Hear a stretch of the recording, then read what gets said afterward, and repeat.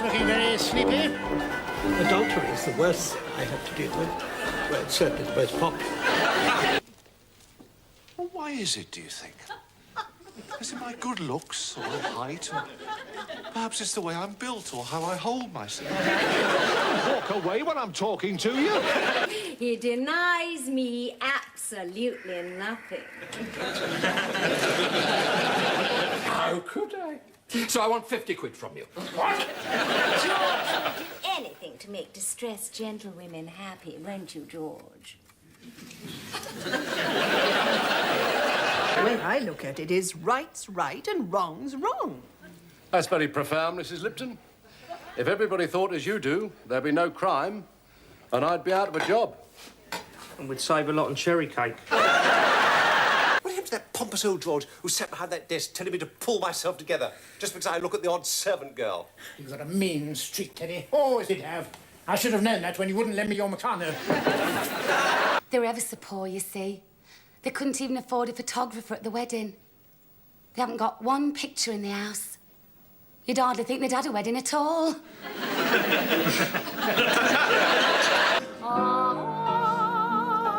implore thee, I implore thee, But it's been going on for years, ever since she was 18. I would tell his lordship, but I don't want to lose my position here. So what happened this morning? She felt my muscles. What muscles? Yes, and she's got a great loud voice. She looked straight at me and sang, "I love my baby loves me." I pretended I didn't know her. Well, the men wear their uniforms and we're allowed to wear pretty dresses. Oh, Miss Sissy gave me 2 lovely day dresses, but I haven't got anything for the evening. I might be able to find you something, Ivy. You probably have to take it in a bit.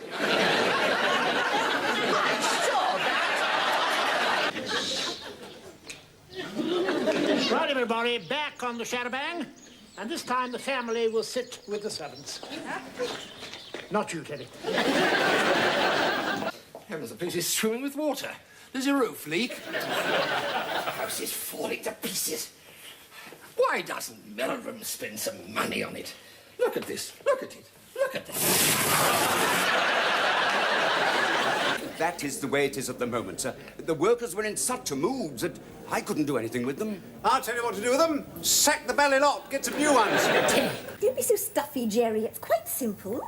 We just drive down to Brighton, book separate rooms at the Metropole, then you move your bedclothes about and come to my room.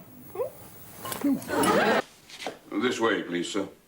Oh, I'll take care of your racket, sir. And I'll hold your balls. And what were you doing in the park with Madge Cartwright's maid? It's got nothing to do with you. Yes, it has. Sir Rafe saw you. I had to make an excuse. I told him she was your nurse. What do I need a belly nurse for? I said you were balmy and kept falling over.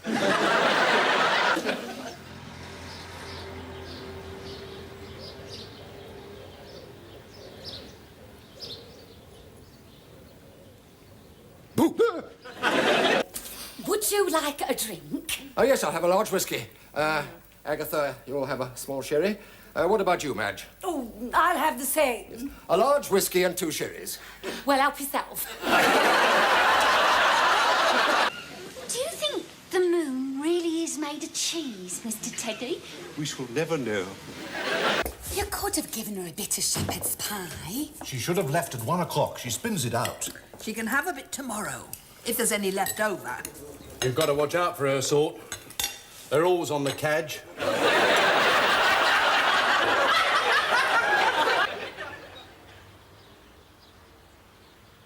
There she is. Good God, is that him? Has he got a moustache? Yes, and a beard. Looks like my Uncle Walter. Well, what's he doing here? He's dead. It's not him. Jerry took us all to Ciro's. It was carnival night. We all had absolutely super time. Where is Jerry? Who did he sleep with? Hey, everyone! Are we having a pajama party? Sometimes off me. Oh, why do you say that? Well, the first time we went to bed together, you said you were so excited you felt sick. Yes, I did. Do you still feel sick when you go to bed with me? Violently. God save our